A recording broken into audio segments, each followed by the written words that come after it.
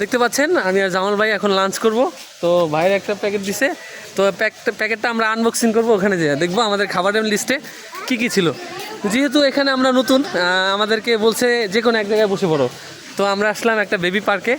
তো এখানে বসার প্লেস আছে সুন্দর, দেখতে পাচ্ছেন ভাই, সাবধান হ্যাঁ, আমি কিন্তু পিছলে গেছিলাম। এই যে এখানে বসলাম, এখানে সুন্দর একটি বসার জায়গা, মনে হচ্ছে বিশাল একটি রেন্ডি গাছের কাঠ সুন্দর করে সাজিয়ে রেখে দিয়েছে, কিন্তু খুবই সুন্দর। এখানে বসতে আমাদের অনেক ভালো লাগবে। ভাই খুলেন খুলেন, দেখেন কি কি আছে। ও নাইস। প্রথমে পেলাম একটি মাম পানি, তারপরে পেলাম একটি বোরহানি, যেটা খাবার পরে অনেক কার্যকারী। তারপরে এখন আনবক্সিং করে দেখি আর কি কি আছে। বিসমিল্লাহ।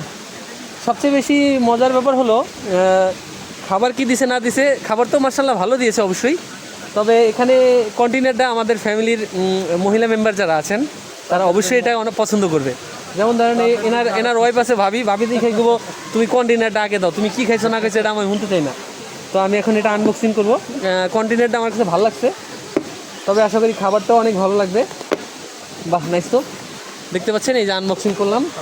তো এখানে দেখা যাচ্ছে একটি ডিম, তারপর হচ্ছে 2 পিস খাসির মাংস, 1 পিস মুরগির রোস্ট, ভেজিটেবল, ওই চিকেন টিকা, ওই চিনি।